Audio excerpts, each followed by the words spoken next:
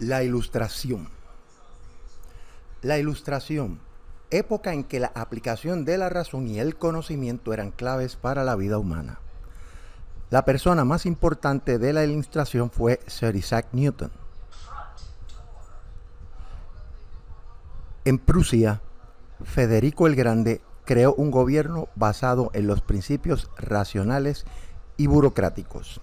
Si la revolución científica aportó a mover todo lo que era la filosofía, o sea, el pensamiento filosófico, hacia lo que es constituir la ciencia en la Ilustración, ya se tiene plenamente un conocimiento de la aplicación del método científico. El mundo es visto como una máquina mecánica. Sir Isaac Newton identifica leyes de la naturaleza como la ley de la gravedad, y la razón se convierte en una de las herramientas poderosas para la creación de gobiernos, por encima del conocimiento sensible y de las emociones. En las colonias norteamericanas se creó un sistema de gobierno basado en una visión científica y racional. Muchos de los padres de la sociedad norteamericana, aquellos que firmaron la Constitución norteamericana, ellos tenían, como por ejemplo Benjamin Franklin, Jefferson, Washington, todos ellos ya venían predispuestos por la visión de la Ilustración. También fueron hijos de la Revolución Científica. O sea, muchos de los pensadores que todavía sobrevivían, estos pensadores que vinieron de la Revolución Científica, muchos de ellos vivieron el periodo de la Ilustración. Incluso muchos de ellos también reformaron sus posiciones dentro de la Ilustración. Ahora, Diderot, un filósofo de la Ilustración, decía que para entender y reformar a la sociedad había que estudiar la naturaleza del ser humano. Aquí tenemos una visión interesada en comenzar a estudiar al ser humano como un ente completo, desde lo social, lo fisiológico, visión que desde luego ayuda a reforzar lo que posteriormente será el pensamiento psicológico. Ahora, en la Ilustración se hace fuerte el famoso debate de Rousseau y Hobbes de si la naturaleza del ser humano era buena o mala, según Hobbes planteó a través de la Revolución Científica. Ahora, dentro de la Ilustración se da un periodo que se conoce como la Ilustración medieval,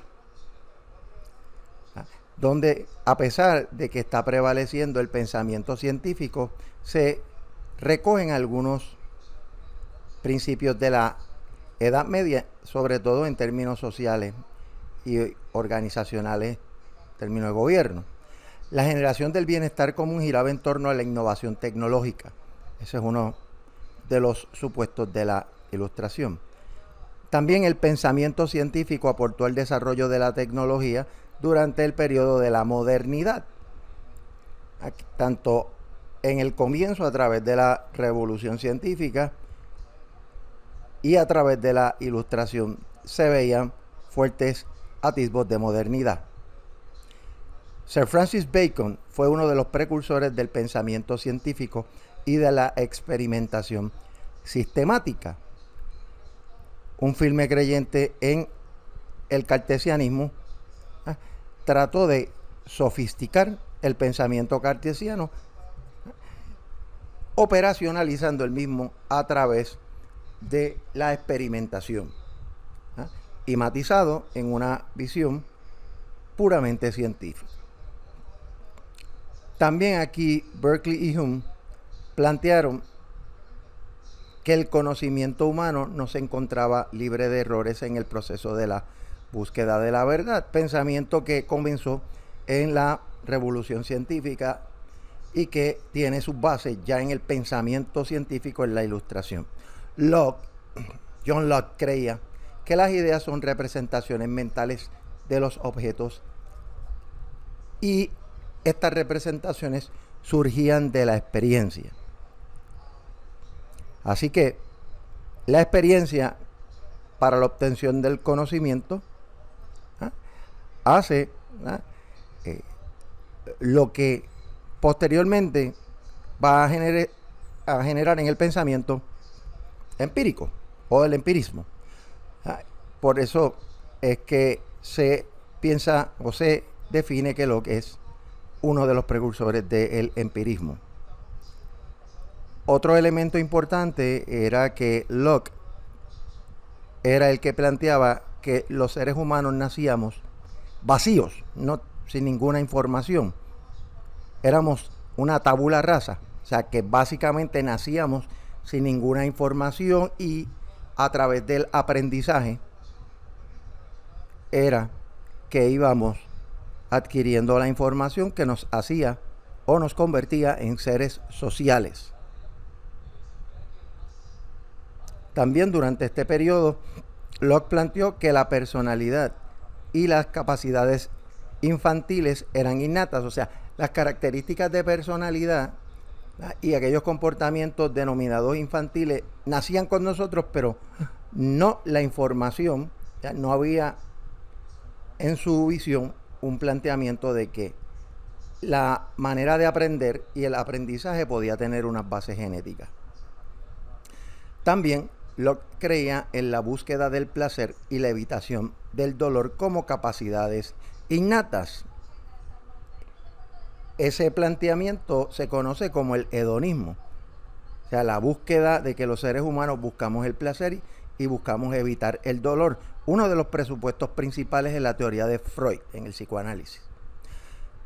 Planteaba que el ser humano es libre cuando es capaz de hacer lo que quiere, pero que no queremos o elegimos conscientemente nuestros deseos.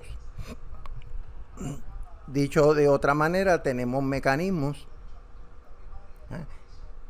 que reprimen nuestros comportamientos y deseos, por eso no podemos hacer lo que queremos, pero si lo hacemos nos sentimos felices.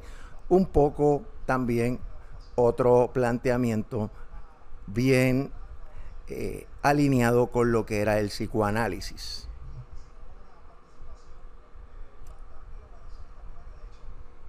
Una escuela que tomó bastante repercusión durante la Ilustración es el asociacionismo. Por ejemplo, a pesar de que muchos se alinearon con el pensamiento asociacionista,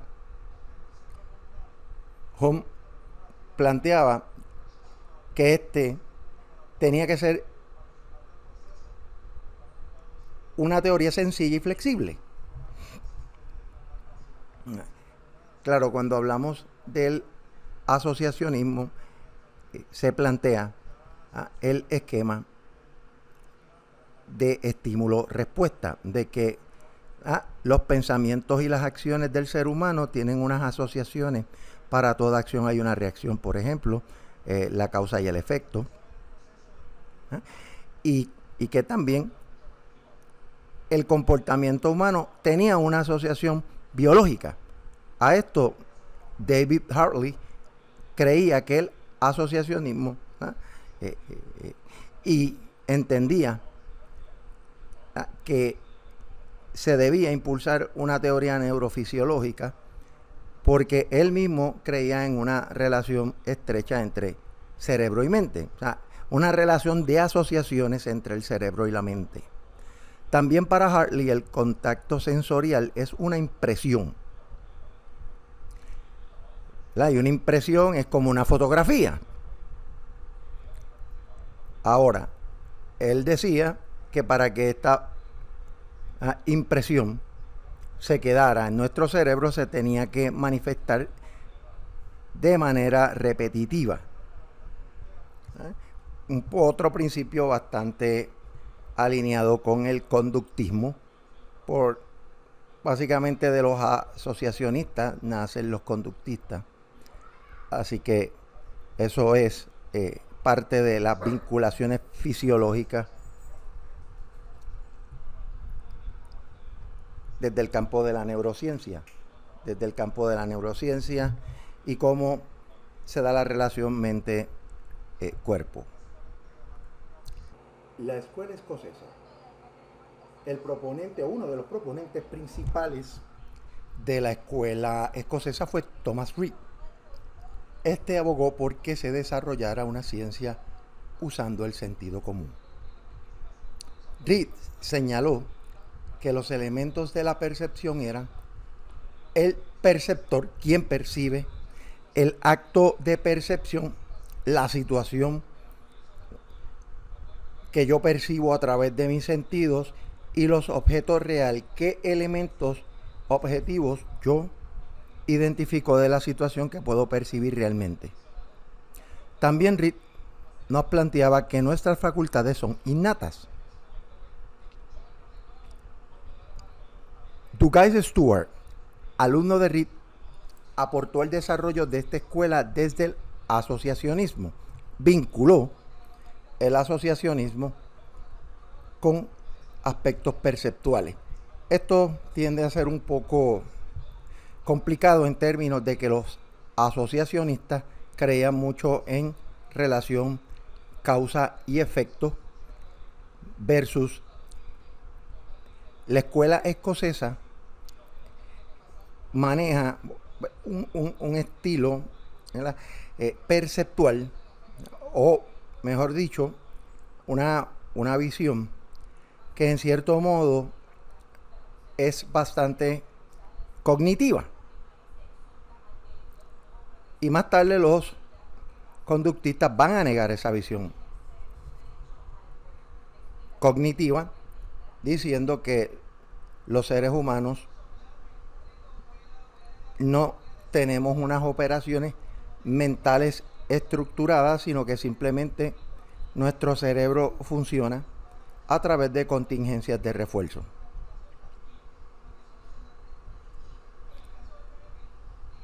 Dentro de la visión racionalista tenemos a Immanuel Kant. Para Kant, los objetos son los que se amoldan a la mente a manera de categorías. Dicho de otra manera, los seres humanos creamos esas categorías mentales para poder explicar cómo funciona el mundo. Los acontecimientos tienen una causa porque la mente impone la causalidad de la experiencia. Que esto significa que a través de la experiencia es que vamos construyendo y reconstruyendo estas categorías.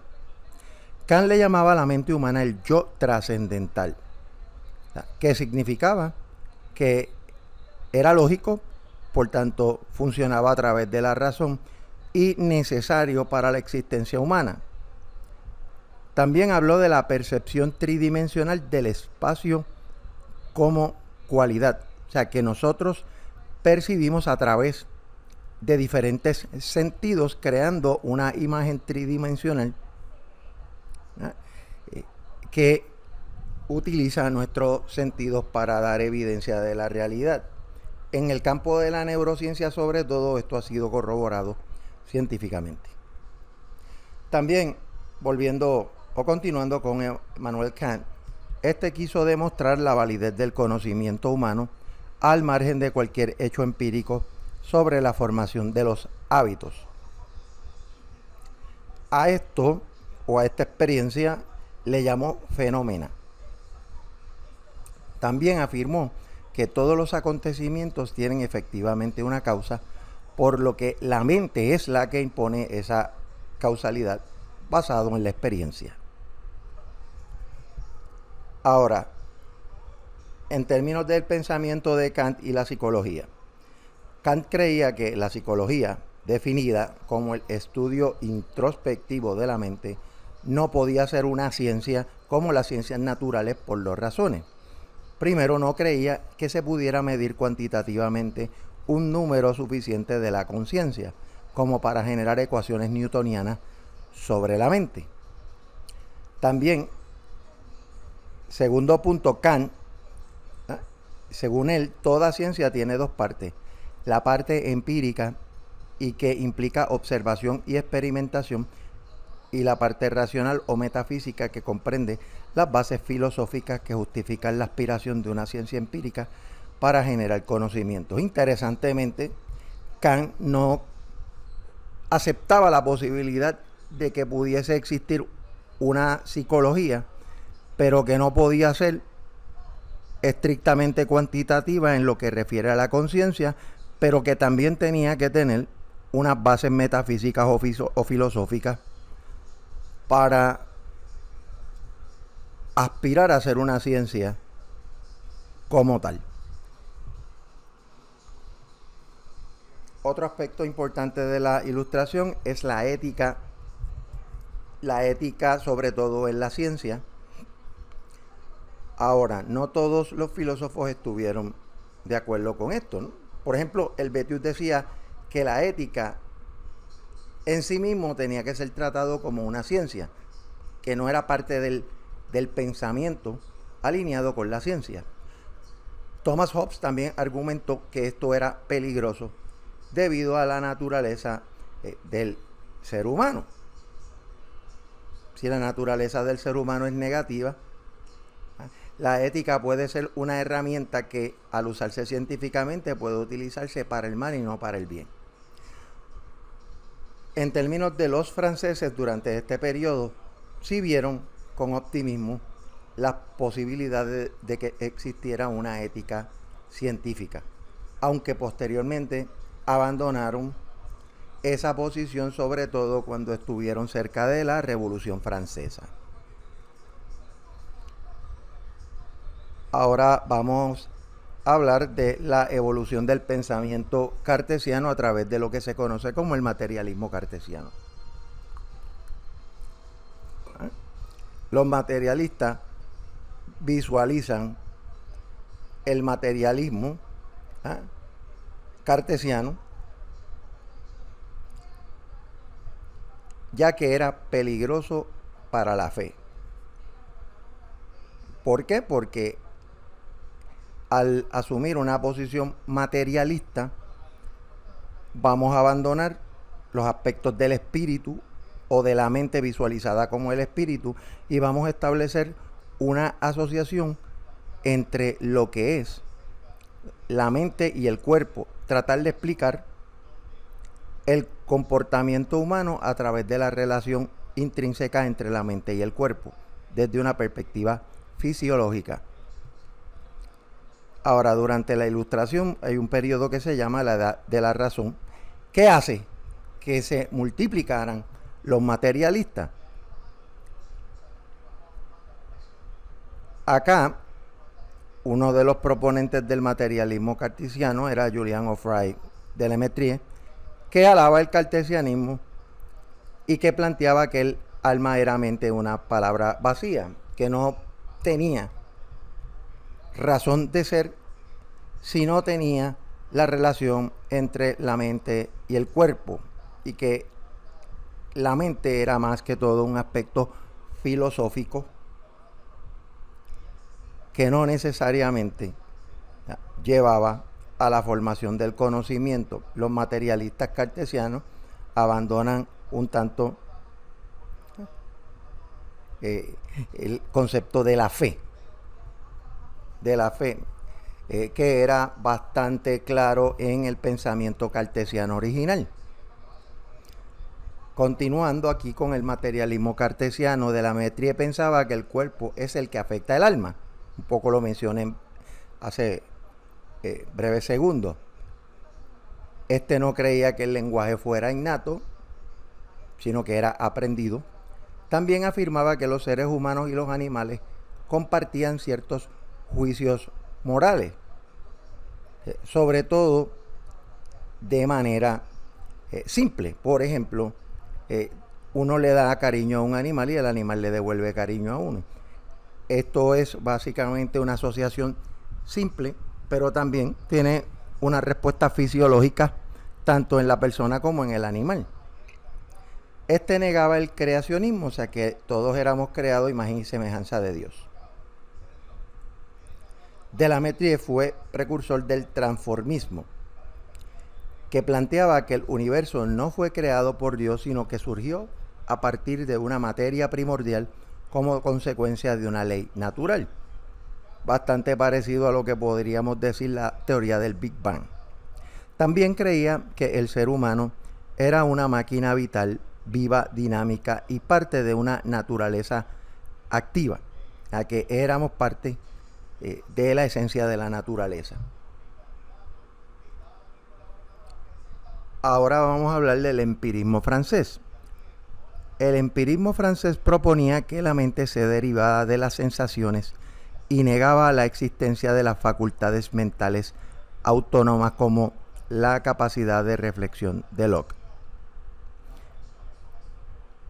El empirismo vuelve a retomar la importancia en el conocimiento sensible que planteaba Aristóteles, pero desde una perspectiva mucho más sofisticada. Por ejemplo, yo puedo llegar al conocimiento a través del uso riguroso de mis sensaciones. Por ejemplo, observaciones rigurosas del comportamiento de una persona, aplicación de cuestionarios donde la persona contesta, a que este conocimiento sensible sea operacionalizado a través de diferentes métodos de investigación en tiempos modernos. En el empirismo francés, la persona más destacada fue Étienne Bonnat de Condillac.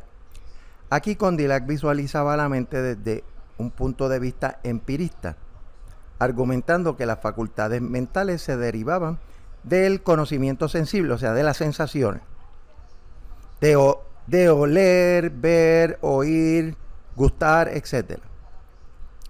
También hablaba de almacenar primeras y segundas sensaciones.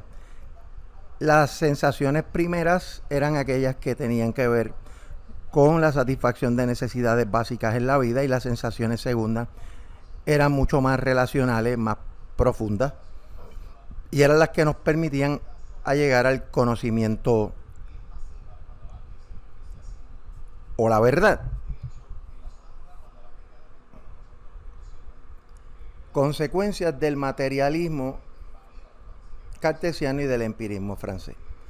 Ambas van a sentar las bases para el conductismo y la experimentación de los sentidos. También la neurociencia por ahí.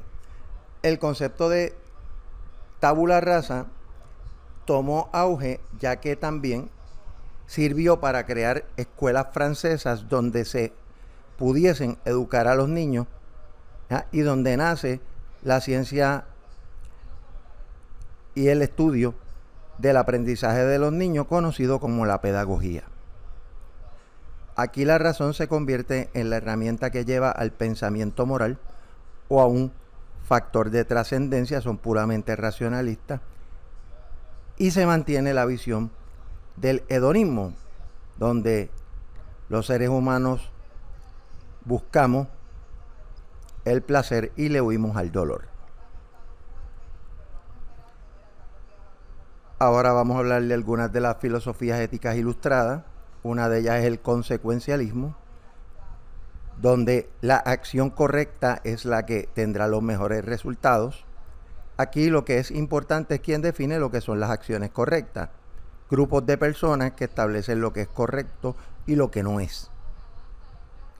Ahora, también dentro de la ética ilustrada está el deontológico, y la deontología establece que las acciones se rigen por unas normas. Las acciones van a tener unas normas para ser definidas como correctas. También tenemos la virtud ética, que establece que la moralidad está enraizada en los sentimientos morales innatos de aprobación y rechazo de las acciones buenas o malas. O sea que los seres humanos por asociación vamos a responder al rechazo cuando lo hacemos mal y a la aprobación cuando lo hacemos bien.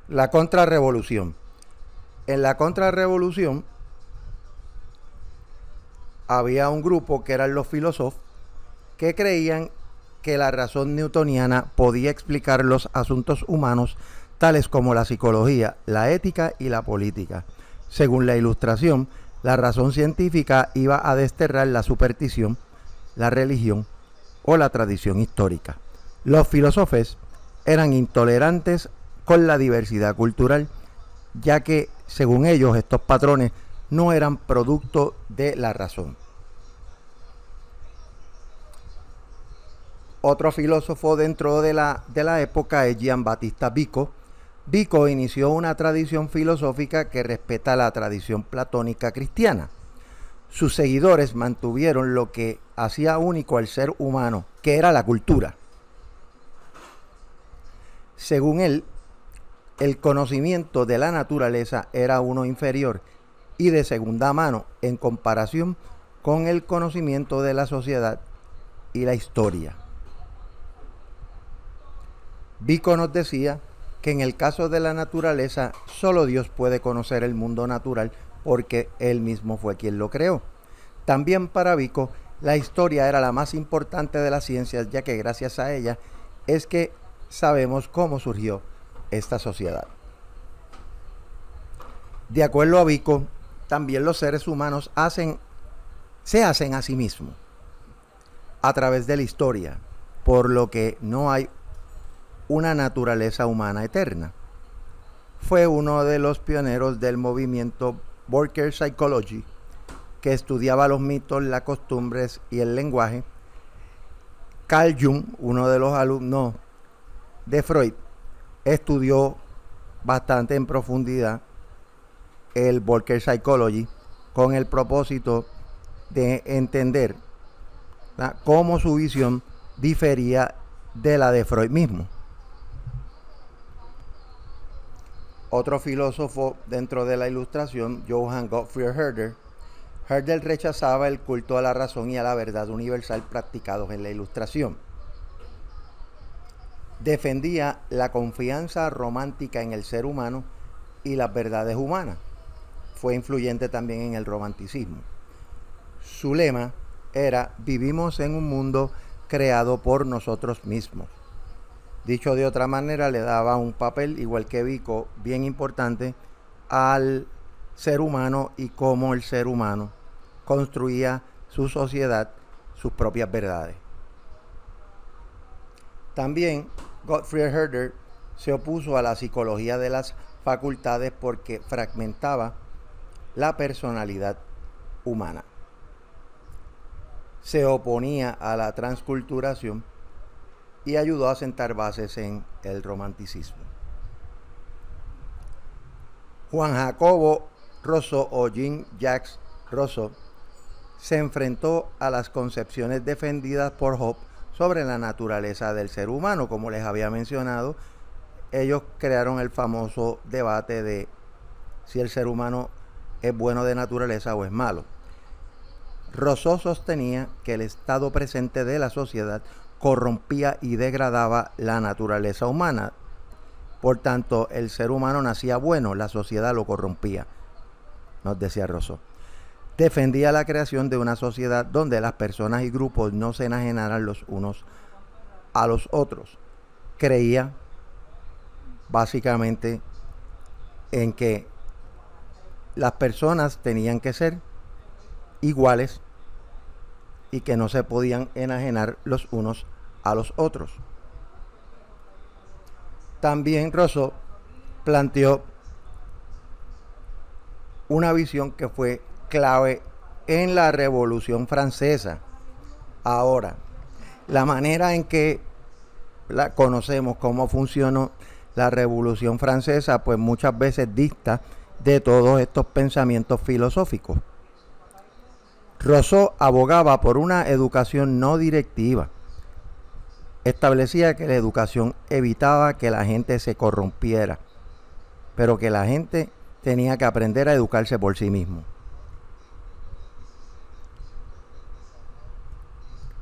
El último movimiento o escuela dentro de la Ilustración es la de Frank Anton Mesmer, o el mesmerismo. Mesmer creía que las enfermedades las creaba un fluido que estaba presente en el universo. También pensaba que las enfermedades se curaban controlando y manipulando el cuerpo humano, un principio importante en la medicina. Este se especializó en los trastornos funcionales que eran de origen psicológico, pero que también tenían base fisiológica. Mesmer trató de dar base científica a sus curaciones y teorías. Intentó convencer a las autoridades médicas de que sus curaciones eran auténticas y de que el magnetismo social existía. La realidad es que Mesmer nunca pudo probar muchos de los supuestos que él establecía. Muchas de las curaciones que él planteaba se basaban en aspectos fantásticos por un lado, eran falsos, algunos también se asociaban con brujería. Ahora, por lo menos su pensamiento dio base a lo que más tarde se conocería como la ciencia médica, donde sí se aplicaban los métodos científicos y no las especulaciones, los mitos y el folclore, como hizo Mesmer.